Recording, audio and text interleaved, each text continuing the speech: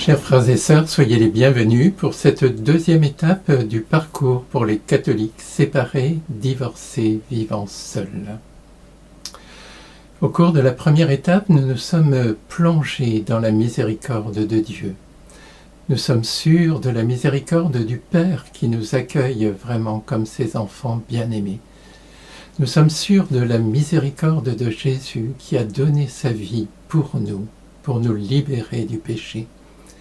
Nous sommes sûrs aussi de la miséricorde de la Vierge Marie qui a suivi Jésus jusqu'au pied de la croix et qui là est devenue notre mère. Alors maintenant, nous allons vraiment confier toutes nos blessures à Jésus dans le mystère de sa passion. En effet, nous pouvons le faire parce que, comme dit l'Épître aux Hébreux, le grand prêtre que nous avons n'est pas incapable de compatir à nos faiblesses. Il a été éprouvé en tout point à notre ressemblance, mais sans péché. Avançons-nous donc avec pleine assurance vers le trône de la grâce, afin d'obtenir miséricorde et de trouver grâce pour être aidés au temps voulu. Oui, Jésus a vraiment voulu partager toutes nos faiblesses en acceptant de vivre sa passion. Nous allons suivre la première partie de sa passion et si vous le pouvez, je vous recommande de lire auparavant le chapitre 26 de l'évangile de Matthieu. En effet, pendant les premières étapes de sa passion, Jésus a traversé, a connu des épreuves terribles que nous éprouvons nous aussi dans l'épreuve de la séparation ou du divorce. La première étape, c'est son agonie à Gethsémani, que Matthieu rapporte au chapitre 26, dans les versets 36 à 46. Et cette ancienne alliance, Jésus était déjà en fait sur terre pour réaliser, mais malheureusement, elle ne pouvait pas être parfaite parce que le peuple n'avait pas été libéré du péché. Et on l'a vu effectivement dans toute l'histoire du peuple hébreu, il était constamment infidèle à l'alliance avec Dieu. Mais il était en quelque sorte comme une fiancée en attente des noces définitives.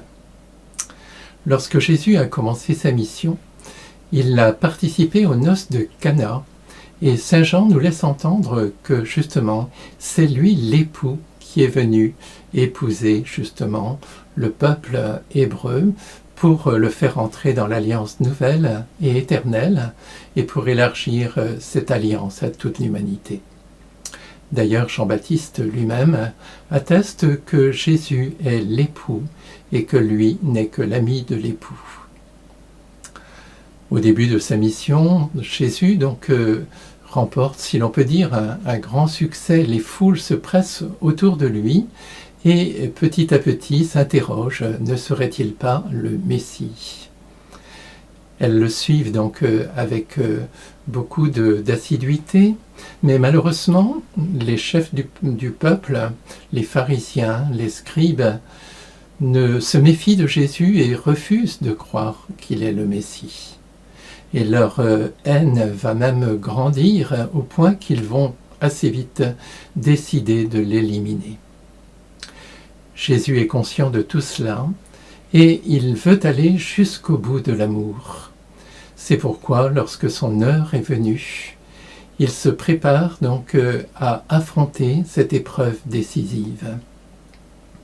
Durant son agonie, à Gethsémani, en effet, il voit tous les péchés de la fiancée et de l'humanité. Tous ces péchés qui s'opposent à l'alliance avec Dieu. Et en fait, au lieu de se détourner de sa mission et de renoncer aux épousailles, aux noces avec l'humanité, il décide de prendre sur lui tous nos péchés, tous les péchés du peuple, tous les péchés de l'humanité, tous ceux qui ont été commis avant lui, tous ceux qui seront commis après lui. Et il décide de les prendre sur lui pour en obtenir le pardon de Dieu et pour permettre ainsi à l'épouse de devenir véritablement donc sa partenaire dans l'alliance nouvelle et éternelle. Oui, vraiment, Jésus, donc, dans son agonie, redit oui à l'alliance qu'il est venu sceller, et il reste à l'épouse à dire également oui. Alors nous, séparés, divorcés, lorsque nous sommes confrontés à l'épreuve de la séparation, nous connaissons, nous aussi, en quelque sorte, notre agonie. Lorsque nous nous sommes mariés, tout semblait bien se passer, nous étions amoureux, nous avions un beau projet. Et généralement, la cérémonie du mariage donc, a été vraiment un bon moment. Et puis ensuite, durant la vie commune, parfois assez vite, les difficultés ont commencé à cause d'incompréhension, à cause de tensions, à cause de réactions donc, qui n'étaient pas celles que l'on pouvait attendre lorsque l'on s'était engagé dans le mariage. Et puis ces épreuves donc, ont pu se doubler donc, d'épreuves extérieures, des problèmes de travail, des problèmes de déménagement, des problèmes donc, liés aussi aux enfants, des maladies, des handicaps, toutes sortes d'épreuves qui sont venues compliquer donc, la vie du couple. Et de ce fait-là, petit à petit, le sentiment amoureux s'est éteint et la tension a grandi au point que la séparation est devenue parfois inéluctable. Alors, dans ce cas-là, nous sommes, nous aussi, confrontés à cette agonie, ce combat. Est-ce que nous allons donc tirer notre parti de cet échec et puis écouter le tentateur qui nous dit « tu vois, ton conjoint ne t'aime plus, hein, il est parti peut-être avec un ou une autre, et donc c'est vraiment foutu, tu n'as qu'à y tirer une croix là-dessus, et puis peut-être, pourquoi pas, envisager un nouveau mariage ». Voilà donc l'agonie, le combat auquel nous sommes confrontés. Et en fait, Jésus nous invite donc à faire comme lui, c'est-à-dire donc à redire oui à l'alliance qui a été conclue jadis, et il nous donne la grâce à ce moment-là de traverser cette épreuve dans l'assurance que le lien qui a été inauguré au mariage est toujours vivant et que lui, Jésus, en est garant. La deuxième épreuve de Jésus, donc, c'est la trahison de Judas. C'est Matthieu qui la raconte dans un premier temps au chapitre 26 au verset 14-16, où il nous dit que Judas, après l'onction de Béthanie, est allé donc trahir Jésus auprès des grands prêtres en leur demandant ce qu'il lui donnerait, il le leur livrait. Et les grands prêtres lui ont promis 30 pièces d'argent. Alors Judas, donc à partir de ce moment-là, a décidé de livrer Jésus. Et de fait, Jésus, après avoir donc redit oui à Gethsémani, fort de la force de Dieu, s'avance au-devant de ceux qui viennent pour l'arrêter, et Judas est là, à leur tête. Matthieu le raconte au verset 47 à 50. Alors comment Jésus réagit-il? Bien sûr, il éprouve une terrible souffrance en voyant que son apôtre est allé jusque-là. Les mystiques disent que c'est ce qui l'a sans doute le plus blessé durant toute sa passion. Et Judas, en effet, était l'un de ceux que Jésus avait choisis dès le début pour qu'il devienne l'une des 12 colonnes de fondation de l'Église, et voilà qu'il le trahissait. Alors Jésus l'a-t-il accusé sévèrement? Eh bien non. Il lui a dit, selon Luc, au chapitre 22, verset 48, « Judas, c'est par un baiser que tu trahis le Fils de l'homme ?» C'est-à-dire qu'il lui montre bien la gravité de la faute qu'il commet, mais au lieu de l'accuser, il l'invite à en prendre conscience et à se convertir. Et de fait, Judas, qui apparemment n'avait pas vraiment réalisé ce qu'il faisait totalement, Judas donc va être pris de remords. Mais malheureusement, au lieu d'attendre un peu et pour pouvoir effectivement demander la miséricorde de Dieu, il va mettre fin à ses jours. Mais je crois qu'on peut affirmer que si vraiment il n'avait pas mis fin à ses jours et s'il s'était repenti sincèrement, même Judas aurait obtenu le pardon de Jésus ressuscité. Dans l'épreuve de la séparation ou du divorce, nous avons nous aussi à un moment donné le sentiment d'une trahison. Cela peut commencer déjà durant la vie commune, lorsque le conjoint, par exemple, fuit un petit peu la relation dans le travail, dans les sorties avec les copains, dans les loisirs, voire même dans des infidélités. Ou bien alors, quelquefois, c'est une révélation brutale lorsque le conjoint, un jour, vient annoncer donc à son épouse ou à son époux qu'il ne l'aime plus, qu'il ne veut plus vivre avec lui ou avec elle, et peut-être même qu'il a déjà trouvé quelqu'un d'autre. Oui, c'est un terrible sentiment de trahison, parce que lorsqu'il s'était marié, donc lorsque les conjoints donc avaient choisi de s'engager dans le mariage, eh bien, ils ne pouvaient pas prévoir que un jour cela se terminerait ainsi. Et donc c'est un véritable sentiment de trahison qui peut les habiter à ce moment-là. Alors qu'ils remettent véritablement donc ce sentiment à Jésus et qu'ils demandent vraiment la grâce de rester fidèles, eux, à cet appel qu'ils avaient reçu au départ, à cet engagement dans le mariage. Et s'ils le peuvent, qu'ils appellent aussi leur conjoint à la conversion, à réaliser ce qu'il est en train de faire et à revenir à l'alliance. Troisième épreuve pour Jésus. Jésus est donc arrêté et à ce moment-là, tous ses disciples pratiquement vont l'abandonner. Matthieu 26, versets 51 à 56. À vrai dire, lorsque les gardes arrivent pour arrêter Jésus, au début, les apôtres sont un peu partagés. Certains d'entre eux voudraient résister. Pierre n'hésite pas à sortir un coutelas et à frapper le serviteur du grand prêtre.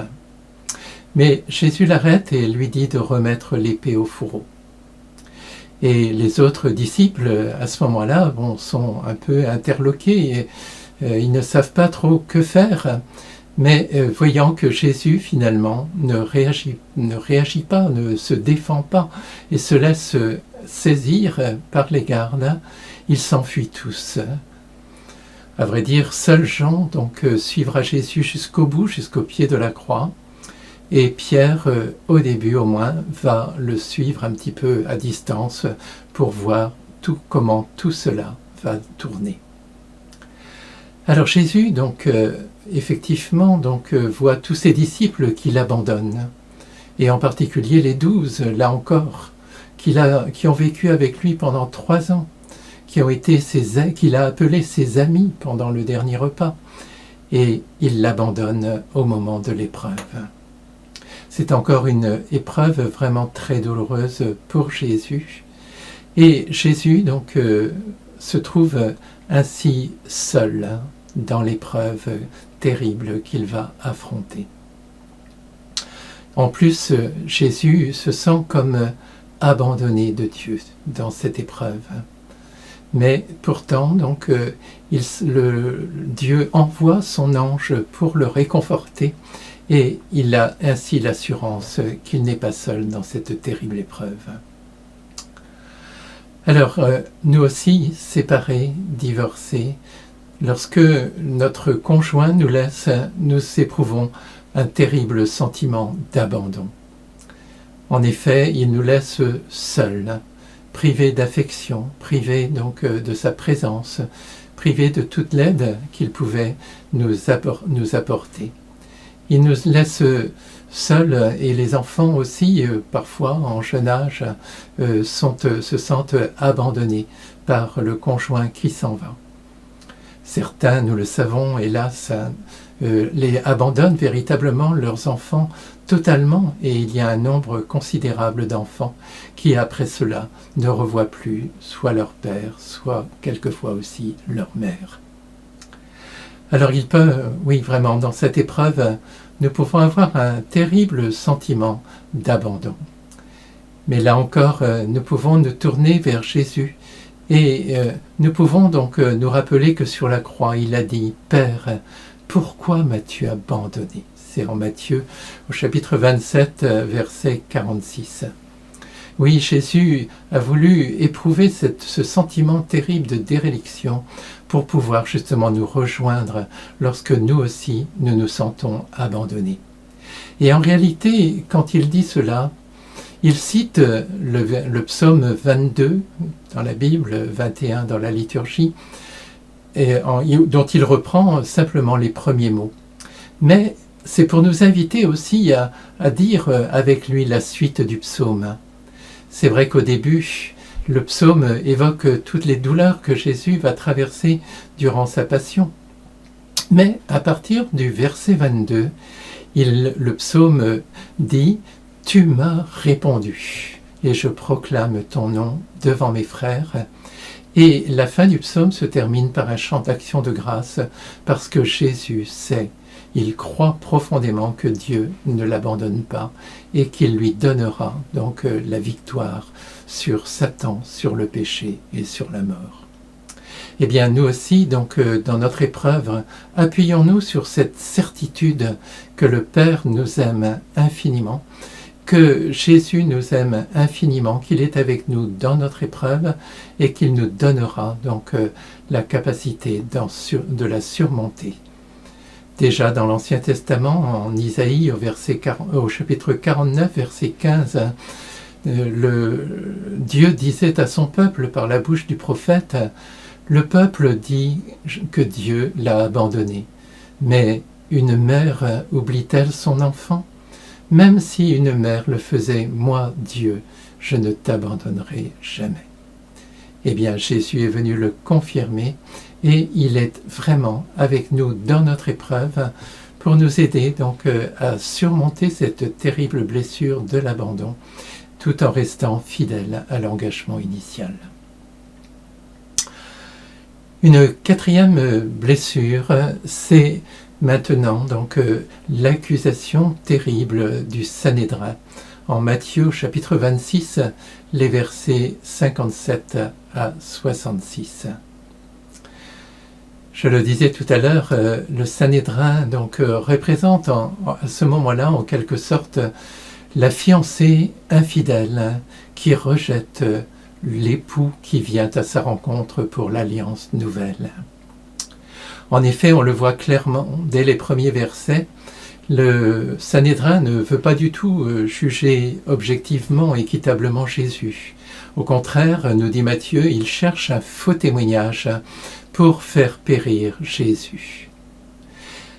Et en cherchant ainsi donc un faux témoignage, en cherchant à faire périr Jésus, le Sanhédrin fait le jeu de Satan qui est l'accusateur. Et l'accusateur, en effet, donc le Satan, cherche vraiment, donc depuis l'origine, à perdre l'homme. Il cherche à le faire mourir. Et ici, bien évidemment, il cherche à perdre le Fils de l'homme, à le faire mourir pour l'empêcher de réaliser ce pardon qu'il est venu réaliser et donc cette alliance nouvelle et éternelle. Alors comme le Sanhédrin ne trouve pas de faux témoignages contre Jésus, le grand prêtre finit par lui demander « Est-ce que tu es l'élu? Est-ce que tu es le Messie ?» Et comme Jésus le reconnaît, à ce moment-là, donc le grand prêtre dit « Vous avez entendu, c'est un blasphème ». Et il demande au Sanhédrin, donc ce qu'il en pense, et le Sanhédrin condamne Jésus à mort. Quelle abominable injustice! Jésus est vraiment le Fils de Dieu, venu épouser donc Le peuple est venu épouser l'humanité et il est ici pris pour un imposteur, un menteur, condamné donc à mort, alors que c'est l'épouse infidèle qui mériterait ce châtiment. Oui, Jésus est confronté à la pire des injustices. Or, comment réagit-il? Eh bien, il se tait. Il a accepté de subir cette terrible injustice et, comme le dira dans un cantique Saint Pierre, dans la première épître au chapitre 2, verset 23, insulté, donc il n'ouvre pas la bouche, il s'en remet à celui qui juge avec justice, c'est-à-dire à son Père. Alors nous aussi, chers frères et sœurs, donc au moment de la séparation et du divorce, bien souvent, nous sommes confrontés à cette terrible épreuve de l'accusation et d'une accusation injuste.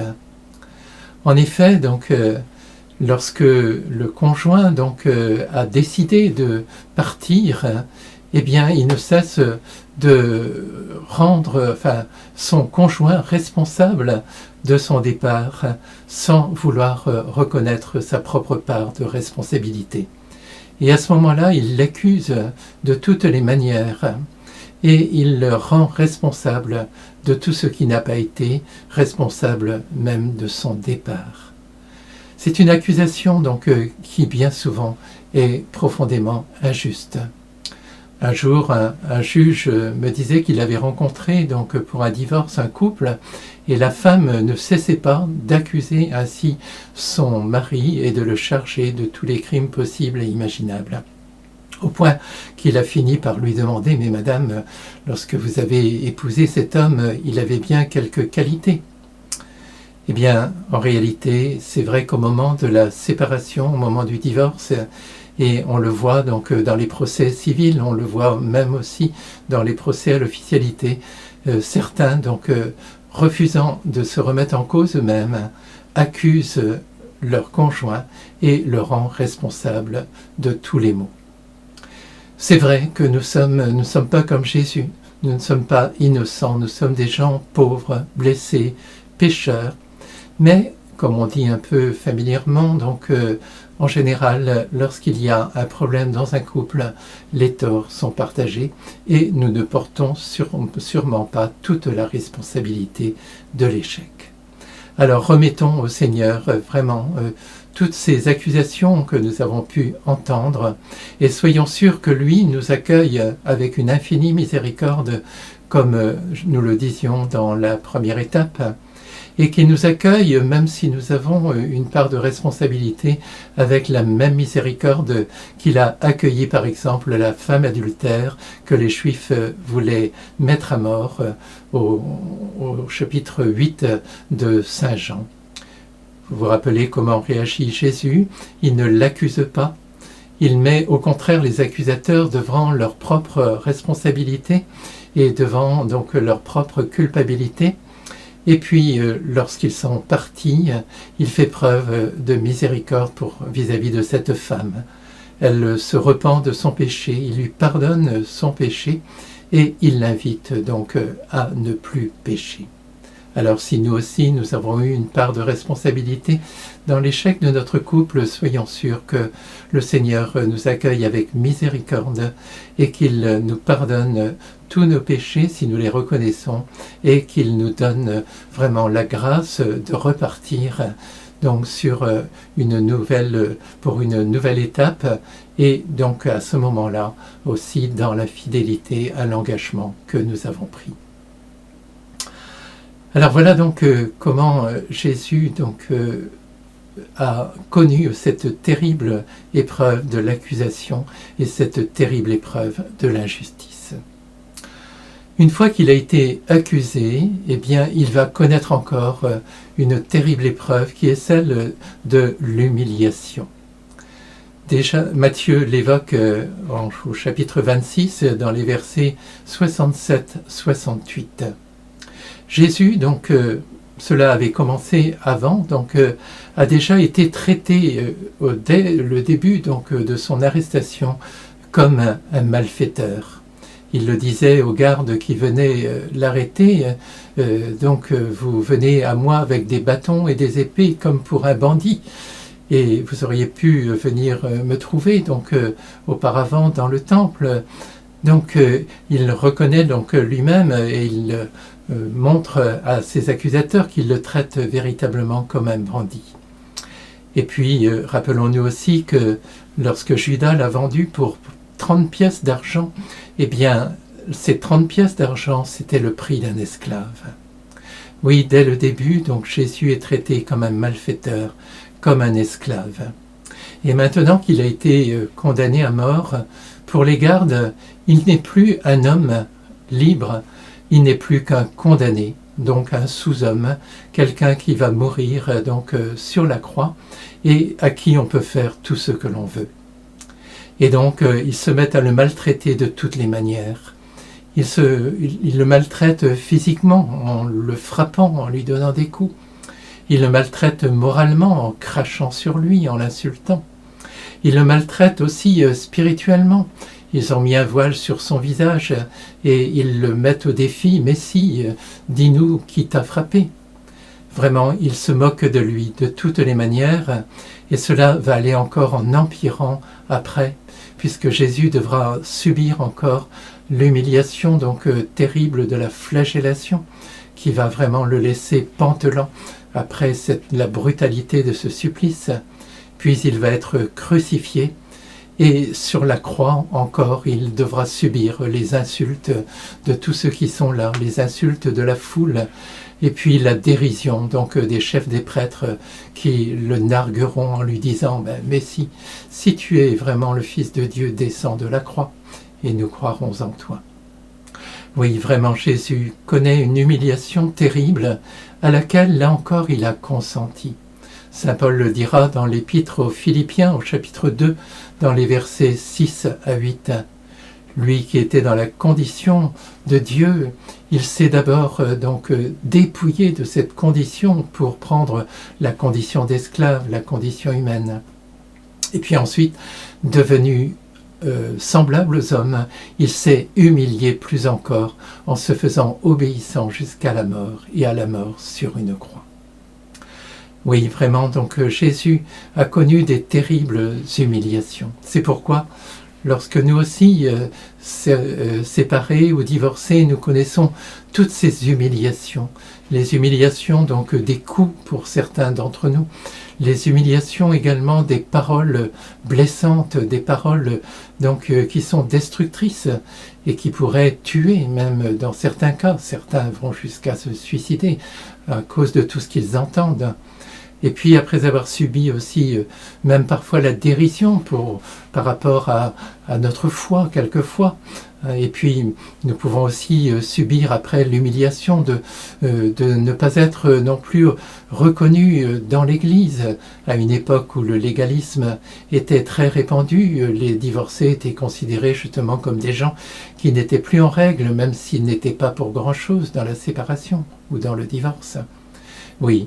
Vraiment, nous avons subi énormément d'humiliations.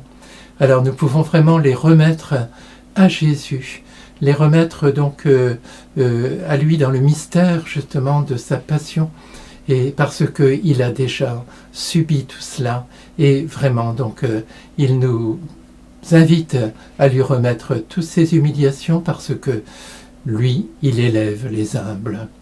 Et de fait, ceux qui lui abandonnent ainsi donc tout leur fardeau vont pouvoir être relevés et en découvrant de quel amour ils sont aimés, nous le disions la dernière fois, eh bien ils vont pouvoir être relevés. La Vierge Marie l'avait chanté, il renverse les puissants de leur trône, il élève les humbles. Alors que ces humiliations vraiment nous enseignent l'humilité et tournons-nous vraiment vers Jésus pour qu'il nous élève lorsque le moment sera venu. Enfin, Jésus connaît encore une terrible épreuve, et c'est l'épreuve du reniement de Pierre. Matthieu l'évoque au chapitre 26, au verset 69.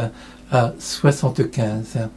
En effet, ce reniement de Pierre est un véritable rejet, et cela a dû aussi profondément toucher Jésus, même s'il avait bien prévenu Pierre qu'il allait le renier, et même s'il avait promis de prier pour lui pour que sa foi ne défaille pas. Pierre est un personnage qui à certains moments se montre tout à fait remarquable. Et par exemple, au moment de la profession de foi de Césarée, en Matthieu chapitre 16, verset 16, c'est lui qui a professé vraiment que Jésus était le Messie, le Fils de Dieu. Et c'est à cause de cela que Jésus lui a confié la mission d'être la pierre sur laquelle serait construite son Église, de devenir le chef des apôtres, le premier pape. Or, aussitôt après, lorsque Jésus a annoncé qu'il serait un Messie souffrant et qu'il devait passer par sa passion et sa mort pour ressusciter, eh bien, Pierre aussitôt a protesté en disant « Non, Seigneur, cela ne peut pas t'arriver ». Au point que Jésus lui a dit « Passe derrière moi, Satan, tes pensées sont non pas celles de Dieu, mais celles des hommes ». De même, au moment de l'arrestation de Jésus, Pierre était prêt à le défendre, je le disais tout à l'heure. Mais Jésus, là encore, lui a dit « Remets l'épée au fourreau ». Alors Pierre vraiment est décontenancé, il ne comprend pas, et de voir que Jésus alors se laisse ainsi arrêter sans réagir, sans protester, vraiment cela le dépasse. Malgré tout, il a suivi un petit peu Jésus jusqu'à la comparution devant le Sanhédrin, et donc il était là dehors avec les gardes en train de se chauffer pour voir comment les choses allaient se tourner. Il a donc sans doute entendu le Sanhédrin condamner Jésus à mort, et cela a dû encore profondément le perturber, si bien que lorsqu'une servante lui dit « Mais toi aussi tu étais avec cet homme », il le nie. Puis une deuxième lui dit la même chose, « Toi aussi tu es un disciple du Galiléen ». Et cette fois il va jusqu'à affirmer avec serment « Je ne connais pas cet homme ». Nous pouvons nous dire, il est vraiment gonflé, il y a 3 ans qu'il vit avec lui et il ne le connaît pas. Et pourtant, d'une certaine manière, c'est un peu vrai. Parce que le Jésus que Pierre a connu, c'était vraiment ce Messie qui avait accompli des signes extraordinaires, qui avait chassé les démons, qui avait guéri les malades, qui avait pardonné les péchés, qui avait réanimé des morts, qui avait multiplié les pains, qui avait calmer la tempête sur le lac, un Messie en quelque sorte tout puissant et qui paraissait tout à fait invincible. Et peut-être que Pierre espérait aussi, comme beaucoup de gens dans le peuple, que c'était lui qui allait restaurer la royauté en Israël. Mais de voir ce Messie humilié, ce Jésus qui est accusé injustement, qui ne réagit pas, qui se laisse lier, qui se laisse condamner à mort sans réagir, alors là, Pierre ne connaît pas cet homme. Et c'est vrai que du coup, il s'enfuit. Et à ce moment-là, un coq chante 3 fois comme Jésus l'avait annoncé, et il prend conscience du grave péché qu'il a commis. Mais à la différence de Judas, qui du coup, écrasé par le remords, est allé se suicider, Pierre a pleuré amèrement. Et il a attendu le moment de la résurrection, et à ce moment-là, Jésus lui a pardonné son péché, et il lui a confirmé sa mission de chef de l'Église. Voilà comment Jésus a traité son apôtre. Eh bien, lorsque nous aussi, nous sommes rejetés au moment de la séparation, nous avons ce sentiment terrible d'un rejet. Et ce rejet, en plus, vient parfois retentir sur des blessures beaucoup plus profondes. Certains, en effet, ont pu recevoir très tôt, notamment dans la relation à la maman, une blessure d'abandon. Oui, vraiment. C'est très important que si nous avons un tel sentiment d'abandon, nous nous tournions vers le Seigneur. En effet, je rappelais tout à l'heure cette parole du Seigneur en Isaïe 49, 15. Une mère abandonne-t-elle son enfant? Même si elle le faisait, moi Dieu, je ne t'abandonnerai jamais. Et Jésus aussi donc est vraiment l'époux fidèle qui va jusqu'au bout de l'amour pour son épouse et qui est éternellement fidèle, comme le dit aussi un hymne qui est rapporté par saint Paul dans la première épître à Timothée. Oui, vraiment, donc le Seigneur est éternellement fidèle. Il ne nous abandonnera jamais. Et c'est pourquoi, même si nous nous sentons rejetés par notre conjoint, il nous invite à lui rester fidèles pour que, avec la grâce de Jésus, nous restions fidèles jusqu'au bout au oui que nous avons dit le jour de notre mariage. Voilà, chers frères et sœurs, tout ce que Jésus a subi durant sa passion. Il a vraiment connu cette épreuve terrible de l'agonie, où malgré donc toutes les épreuves qu'il allait affronter, il a redit oui à son Père et il a accepté d'aller jusqu'au bout de l'amour. Il a connu la trahison de Judas, il a connu l'abandon par ses disciples, il a connu l'accusation terriblement injuste du Sanhédrin. Il a connu toutes les formes d'humiliation qui ont suivi avec les blessures physiques, morales, spirituelles. Il a connu le rejet à travers notamment le reniement de Pierre. C'est pourquoi donc, ayant connu toutes ces épreuves, il est véritablement en mesure de nous aider. Et c'est pourquoi d'ailleurs l'Épître aux Hébreux, dans un autre passage, nous invite vraiment à nous tourner vers lui lorsque nous sommes dans l'épreuve. Ainsi donc, rejetons tout fardeau et le péché qui sait si bien nous entourer, et courons avec endurance l'épreuve qui nous est proposée, les regards fixés sur celui qui est l'initiateur de la foi et qui l'amène à son accomplissement, Jésus, lui qui, renonçant à la joie qui lui revenait, endura la croix au mépris de la honte et s'est assis à la droite du trône de Dieu. Oui, vraiment, nous sommes invités à venir présenter à Jésus toutes nos blessures. Nous avons vécu, en apprenant la séparation, le divorce, une terrible agonie. Nous avons pu être tentés, donc nous aussi, de nous décourager et de renoncer donc à rester fidèles à notre engagement initial. Mais si nous avons fait le bon choix, nous pouvons nous approcher de Jésus et nous pouvons lui remettre toutes nos blessures. Oui, Seigneur Jésus, vraiment, nous avons été trahis. Nous avions vraiment donc voulu construire quelque chose, fonder une alliance pour toute notre vie. Et puis notre conjoint est parti, peut-être avec quelqu'un d'autre. Alors Seigneur Jésus, nous te remettons cette trahison et nous te demandons vraiment la grâce de rester fidèle et de continuer d'appeler notre conjoint à revenir à cette alliance. Nous avons connu aussi, Seigneur Jésus, l'abandon et ça a été une blessure terrible. Alors vraiment, Seigneur, nous déposons sur ta croix ce sentiment d'abandon que nous avons eu. Nous déposons tous les sentiments d'abandon que nous avons vécus durant notre vie. Et nous te prions vraiment, Seigneur, de venir nous rejoindre, venir nous redire « Moi, je ne t'abandonnerai jamais ».